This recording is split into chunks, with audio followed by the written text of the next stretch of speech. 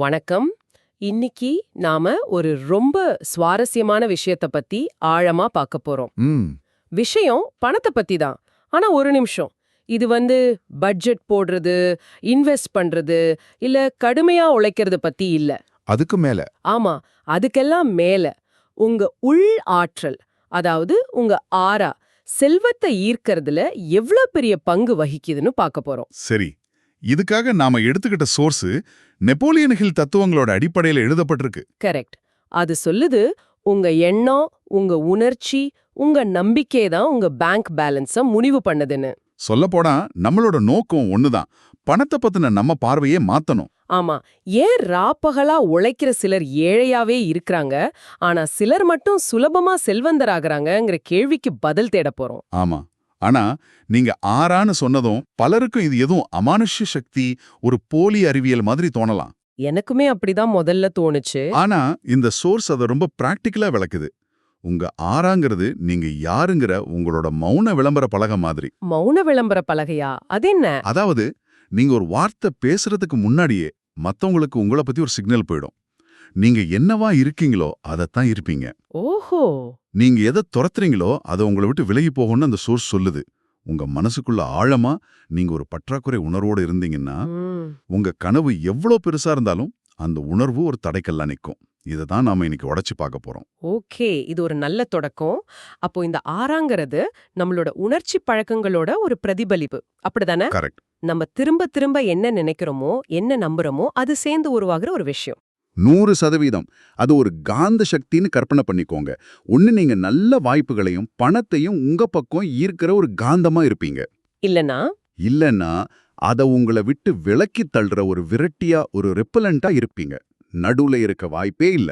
அப்போ நான் நம்பிக்கையோட இருக்கிற மாதிரி நடிச்சா, இல்ல சும்மா அப்படி காட்டிக்கிட்டா அது வேலை செய்யாதுன்னு சொல்றீங்க? நிச்சயமா வேலை செய்யாது.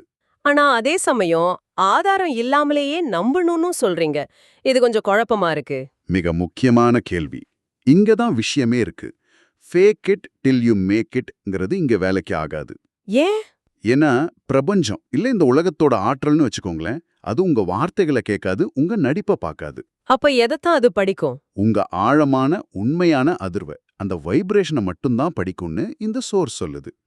ஆனா பிரபஞ்சம் நம்ம அதுவே படிக்குதுன்னு சொல்றது கொஞ்சம் ஆம், அதிகப்படியா இல்லையா? இத ஒரு சராசரி மனிதன் எப்படி எடுத்துக்கிறது? இத ஒரு உருவகமா பார்க்கலாம். நீங்க ரொம்ப தன்னம்பிக்கையோட ஒரு இன்டர்வியூவுக்கு போறீங்கன்னு வச்சுப்போம். சரி. உங்க உடல் மொழி, உங்க பார்வை, உங்க குரல் எல்லாமே அந்த நம்பிக்கையை வெளிப்படுத்தும் இல்லையா? இன்டர்வியூ பண்றவங்க அத உணர்வாங்க. ஆமா, உணர்வாங்க. நீங்க அனுப்புற அந்த சிக்னல் பாசிட்டிவா இருந்தா, உங்களுக்கு கிடைக்கிற பதிலும் பெரும்பாலும் பாசிட்டிவா இருக்கும். இது ஒரு விதத்துல சுய நிறைவேற்ற தீர்க்கதரிசனம் மாதிரி தான். Okay, okay. இப்ப தெளிவா புரியுது. உங்க ஆரா பொய் சொல்லாது. அது உங்க உண்மைய அப்படியே காட்டிடும். இது நம்மளோட ஆழ்மன எண்ணங்கள் நம்ம அறியாமலேயே நம்ம செயல்கள்ல வெளிப்படுறத பத்தி தான். அப்ப நம்ம என்ன மாதிரியான தப்பான சிக்னல்களை அனுப்பிக்கிட்டு இருக்கோம்? அந்த சோர்ஸ் சில உதாரணங்கள் கொடுக்குது. நீங்க தொடர்ந்து பணத்தை பத்தி கவலைப்பட்டா, நீங்க அனுப்புற சிக்னல் என்ன தெரியுமா? என்ன? நான் பற்றாக்குறையில வாழறேன், என்கிட்ட பத்தல. ம். சரி. மத்தவங்களோட வெற்றியை பார்த்து பொறாமப்பட்டா நீங்க அனுப்புற சிக்னல், நல்ல விஷயங்கள் மத்தவங்களுக்கு தான் நடக்கும், எனக்கு நடக்காது. நம்மளோட மதிப்புக்கு குறைவா நாம சம்பளம் வாங்குறது, இல்ல ஒரு பெரிய வெற்றி கிடைச்சா அத கொண்டாடாம ஒரு மாதிரி குற்ற உணர்ச்சியோட இருக்கிறது, இதுவும் அதே கணக்குல வருமா? நிச்சயமா. அப்போ நீங்க அனுப்புற சிக்னல், இந்த வெற்றிக்கு நான் தகுதியானவன் இல்லை. அப்போ இந்த சிக்னல் தான் நம்மளோட எல்லையா மாறுது. ஆமா. இந்த சிக்னலை நீங்க மாத்தாத வரைக்கும், நீங்க என்னதான் புதுசா பிசினஸ் டெக்னிக் கத்துக்கிட்டாலும் ஒரு பிரயோஜனமும் இல்லைன்னு அந்த சோர்ஸ் ரொம்ப அழுத்தமா சொல்லுது. வாவ்! இந்த சோர்ஸ்ல ஒரு வரி இருக்கு. கேட்டா ஆச்சரியமா இருக்கும். செல்வம் உங்கள் பணப்பையில் தொடங்குவதில்லை, அது உங்கள் கற்பனையில் தொடங்குகிறதுன்னு. ரொம்ப சக்தி வாய்ந்த வரி. ஒரு நிமிஷம். அப்போ என் பேங்க்ல பணம் இருக்கா இல்லையாங்கிறது ரெண்டாவது விஷயமா? நான் பணக்காரன்னு என் மனசுக்குள்ள நான் நம்ப ஆரம்பிக்கிறது முதல் படியா? ஆமா. இதுதான் ஆற்றல் தேர்ச்சியோட ரகசியம். அதாவது a secret of energy mastery. எப்படின்னு கொஞ்சம் விளக்க முடியுமா? பெரும்பாலான மக்கள் கையில காசு வந்த பிறகு இல்லனா பேங்க்ல பணம் ஏறின பிறகுதான் பணக்காரங்கிற உணர்வுக்கு வருவாங்க. அவங்களுக்கு நம்புறதுக்கு ஆதாரம் தேவை. சரி, இது இயல்புதானே? ஆனா ஏற்கனவே செல்வந்தர்களா இருக்கிறவங்களோ இல்ல அந்த மனநிலையில இருக்கிறவங்களோ முதல்ல நம்புவாங்க, அந்த ஆதாரத்தை அப்புறமா தான் உருவாக்குவாங்க. இது எப்படி சாத்தியம்? கையில காசு இல்லாதப்போ ஒரு செழிப்பான உணர்வை எப்படி தக்க வைக்க முடியும்? அவங்க மனசுக்குள்ள வெற்றிய திரும்ப திரும்ப ஒத்திகை பார்ப்பாங்க. ஒத்திகையா? ஆமா, ₹1 வருமானம் வர்றதுக்கு முன்னாடியே அவங்க மனசுக்குள்ள ₹1,00,00,000 எப்படி கையாள்றதுங்கிறத வாழ்ந்து பார்ப்பாங்க. எதிர்காலத்தை மனசுக்குள்ள உருவாக்குறது. உலகம் இன்னும் நம்மள ஒரு வெற்றியாளரா பார்க்காத போதும் நாம் அப்படி நடந்துக்கணுமா? கரெக்ட். நீங்க ஏற்கனவே ஒரு வெற்றியாளரை போல நடக்கணும், சிந்திக்கணும். ஓ! லாட்டரி ஜெயிச்சவங்க நெறைய பேரு கொஞ்ச நாள்ல மறுபடியும் ஏழை ஆயிடுறாங்களே, அதுக்கு இதுதான் காரணமா? மிகச்சரியான பாயிண்ட். அதுக்கு இது ஒரு மிகச்சிறந்த விளக்கம். திடீர்னு அவங்ககிட்ட கோடிக்கணக்குல பணம் வந்துடும். ஆமா. ஆனா அவங்களோட ஆற்றல், அவங்களோட ஆறா இன்னும் பழைய பயம், குழப்பம், பற்றாக்குறை மனநிலையில தான் இருக்கும். அப்போ அந்த பணத்தோட பொருந்தாது. பொருந்தவே பொருந்தாது. ஆற்றல் எப்பவுமே சீரமைப்பை தேடும். அதனால அந்த பணம் அவங்க கிட்ட இருந்து வெளியேற ஒரு வழியை கண்டுபிடிச்சிடும். அப்படியானா முதல் படி நம்ம அடையாளத்தை நாமளே திரும்ப எழுதுறது. ஆமா, நம்மள சுத்தி இருக்கிறவங்க நம்மள பத்தி சொன்ன கதையெல்லாம் முதல்ல அழிக்கணும். ஏழ்மையான பெற்றோர், எப்பவும் பயமுறுத்துற ஆசிரியர்கள், எச்சரிக்கையா இருக்க சொல்ற நண்பர்கள் போராட்டத்தை கொண்டாடுற ஒரு சமூகம். மாதிரி நீங்க ஏழையா பொறக்கல, ஏழ்மையா சிந்திக்கிறதுக்கு பழக்கப்படுத்தப்பட்டிருக்கீங்க. மிகச்சரியா சொன்னீங்க. இது ஒரு மறுபயிற்சி, ஒரு ரீட்ரெய்னிங் மாதிரி. ஓகே, இந்த ரீப்ரோகிராமிங் பண்றதெல்லாம் கேட்க நல்லா இருக்கு. ஆனா இத நிஜமா செய்யறது எப்படின்னு தான் கேள்வி. இதுக்கு ஏதாவது பிராக்டிக்கல் ஸ்டெப்ஸ் அந்த சோர்ஸ்ல இருக்கா? இருக்கு. இத உணர்ச்சி சுகாதாரம், அதாவது இமோஷனல் ஹைஜீன் அப்படின்னு அந்த சோர்ஸ் சொல்லுது. உணர்ச்சி சுகாதாரமா? ஆமா, நம்ம உடலை சுத்தமா வச்சுக்கிற மாதிரி நம்ம உணர்ச்சிகளையும் தினமும் சுத்தப்படுத்தணும். இதுக்காக ஒரு 3 சக்தி வாய்ந்த சடங்குகளை பத்தி அது பேசுது. சொல்லுங்க, கேட்க ஆர்வமா இருக்கு. முதல் சடங்கு உணர்ச்சி தன்னிக்கை, இமோஷனல் ஆடிட். ஒவ்வொரு நாள் காலையிலயும் எழுந்ததும் கண்ணாடிய பார்த்து உங்களையே கேளுங்க, நான் இப்போ என்ன உணர்றேன்? பயமா, சந்தேகமா, கோபமா? இந்த உணர்வு நான் ஆக விரும்பும் அந்த எதிர்கால நபருக்கு உதவுமா? பதில் இல்லைன்னா அந்த உணர்வா அங்கே மாற்றியமைக்கணும். ஒரு தகுதியற்ற உணர்வு உங்க ஒரு நாள் முழுசையும் ஆள அனுமதிக்க கூடாது. சரி, காலையில நான் ஒரு முக்கியமான மீட்டிங் பத்தி டென்ஷனா எழுந்தா இத மாத்துன்னு சொல்றீங்க. அது எப்படி? சும்மா டென்ஷனா இருக்காதே அப்படின்னு எனக்கு நானே சொல்லிக்கிட்டா போதுமா? அது ஒரு நல்ல கேள்வி. விழும் வார்த்தைகள் மட்டும் போதாது. முதல்ல அந்த உணர்வை ஒத்துக்கணும். ஆமா, நான் டென்ஷனா இருக்கேன். சரி. அதுக்கப்புறம் நீங்க எப்படி உணர விரும்புறீங்கன்னு கான்ஷியஸ்லி முடிவு பண்ணணும். நான் இந்த மீட்டிங்ல நம்பிக்கையோட அமைதியா இருக்க போறேன். ஓகே. இந்த புதிய உணர்வை சில நிமிஷங்கள் மனசுக்குள்ள கொண்டு வர முயற்சி பண்ணணும். இது ஒரு பயிற்சி மாதிரி. செய்ய செய்ய சுலபமாயிடும். சரி, 2வது சடங்கு என்ன? 2வது சீரமைப்பு உறுதிமொழி, அலைன்மெண்ட் அஃபர்மேஷன். இது சும்மா கண்ணாடி முன்னாடி நின்னு பாசிட்டிவா பேசிக்கிறது இல்ல. அப்புறம்? இது உங்க நரம்பு மண்டலத்தோட நேரடியா பேசுற மாதிரி.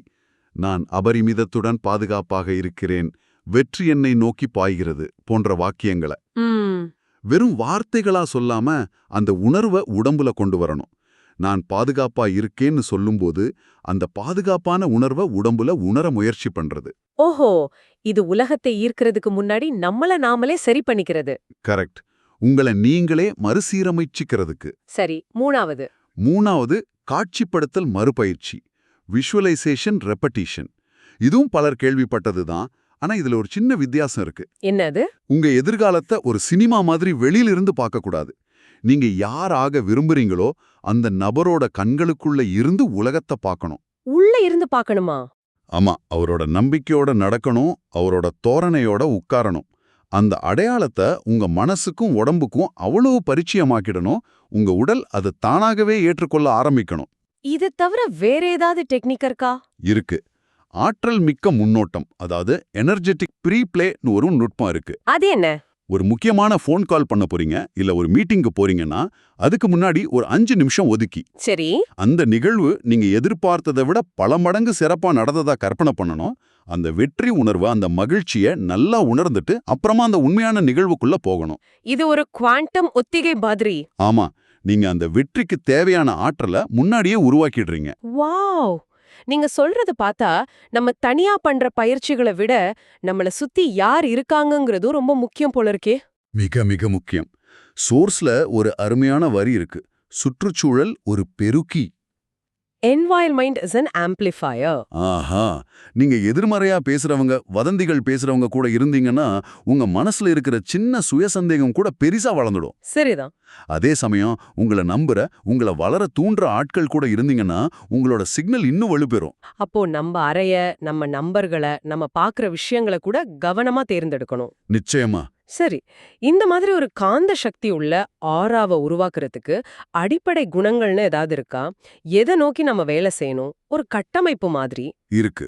ஒரு சக்தி வாய்ந்த செல்வத்தை ஈர்க்கும் ஆறாவுக்கு 4 தூண்கள் இருக்குன்னு அந்த மூலம் வரையறுக்குது. 4 தூண்களா? ஆமா, இந்த 4 விஷயத்துல நாம கவனம் செலுத்தினாலே போதும். என்ன அந்த 4 தூண்கள்? முதல் தூண் உறுதி, சர்டன்டி. உங்களை சுத்தி எவ்வளவு குழப்பம் இருந்தாலும், பொருளாதாரம் சரிஞ்சாலும் நீங்க உறுதியா பேசணும், செயல்படணும். ஆனா நம்ம கிட்ட ஆதாரம் இல்லாதப்போ எப்படி உறுதியா இருக்க முடியும்னு கேட்பாங்களே. அதுதான் விஷயமே. நம்பிக்கைங்கிறது ஆதாரத்திலிருந்து வர்றதில்ல, அது ஒரு முடிவுல இருந்து வருது. என்ன நடந்தாலும் நான் ஜெயிப்பேங்கிற முடிவை நீங்க எடுக்கணும். ஓகே. தங்களை தாங்களே நம்புறவங்கள தான் இந்த உலகம் நம்பும். சரி. 2வது தூண் அமைதி, காம். குழப்பமான, பதட்டமான ஆற்றலோட செழிப்பை உருவாக்க முடியாது. ஆனா பிசினஸ்ல டென்ஷன் இல்லாம எப்படி இருக்க முடியும்? இங்க அமைதிங்கிறது சோம்பேறித்தனம் இல்ல. பிரச்சனைகள் வரும்போது உடனே உணர்ச்சி வசப்பட்டு எதிர்வினை ஆற்றாம நிதானமா சிந்திச்சு பதிலளிக்கிறது. ரெஸ்பாண்ட். ஆமா, அந்த மன அமைதி தான் தெளிவான முடிவுகளை எடுக்க உதவும். கரெக்ட். 3வது தூண் ரொம்ப முக்கியமானதா இருக்கும்னு நினைக்கிறேன். ஆமா. 3வது ஒருங்கிணைப்பு, கான்க்ருவன்ஸ். உங்க எண்ணம், சொல், செயல் 3 ஒரே நேர்கோட்டுல இருக்கணும். அதாவது சொல்றது ஒண்ணு, செய்யறது ஒண்ணா இருக்கக்கூடாது. ஆமா.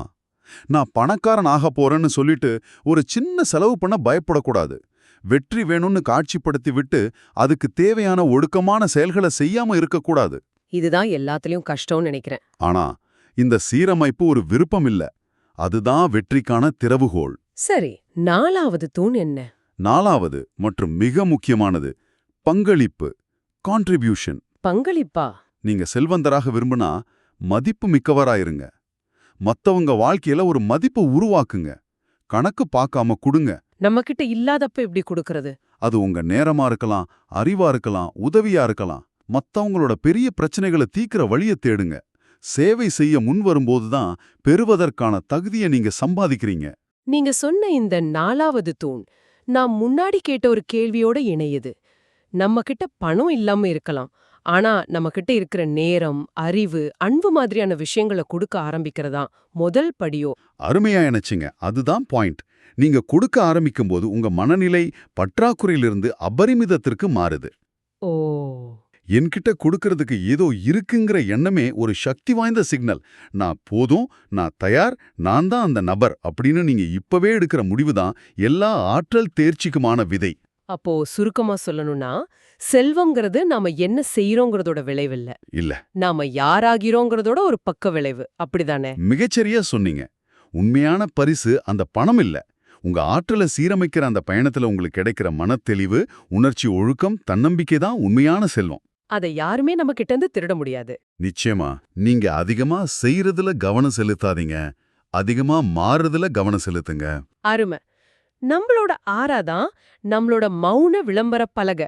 அது 24/7 ஒளிபரப்பாய்கிட்டே இருக்கு. ஆமா. அதுல என்ன ஒளிபரப்பாகணுங்கிறத நாம தான் நோக்கத்தோட முடிவு பண்ணணும். அந்த ஒளிபரப்பு தான் உங்க வாழ்க்கைய தீர்மானிக்கும். இந்த ஆழமான அலசல முடிக்கிறதுக்கு முன்னாடி அந்த சோர்ஸ்ல இருந்து ஒரு கேள்வி மனசை ரொம்ப பாதிச்சது. அதை உங்ககிட்டயும் பகிர்ந்துக்க ஆசைப்படுறேன். சொல்லுங்க. அந்த சோர்ஸ் சொல்லுது, எல்லாம் சுலபமா நல்லபடியா இருக்கும்போது உங்க ஆறா வளராது. எப்போ எல்லாம் கடினமா இருக்கோ, எப்போ நீங்க தோத்து போன மாதிரி உணர்றீங்களோ, அப்போ நீங்க எப்படி நிமிர்ந்து நிக்கிறீங்கிறதுல தான் அது வளருது. கரெக்ட். உடல் நடுங்கிட்டே இருக்கும்போதும் நான் நம்புகிறேன்னு உங்க மனசுக்குள்ள சொல்றீங்களே, அப்போதான் அது வளருது. ஆமா. அதனால இந்த கேள்வியை உங்களை நீங்களே கேட்டுக்கோங்க. ஒரு 10 வருஷம் கழிச்சு உங்க வாழ்க்கையோட மிக சிறந்த வடிவத்துல நீங்க இருக்கீங்க. அந்த எதிர்கால நீங்க இப்போ இருக்கிற உங்களை பார்த்தா பெருமைப்படுவாரா? இல்ல, என்னாச்சு உனக்கு, உனக்குள்ள இருந்த அந்த நெருப்பு எங்கே போச்சுன்னு ஏமாற்றத்தோட கேட்பாரா? ரொம்ப சக்தி வாய்ந்த கேள்வி. இந்த கேள்வியோட உங்களை விட்டு செல்கிறோம்.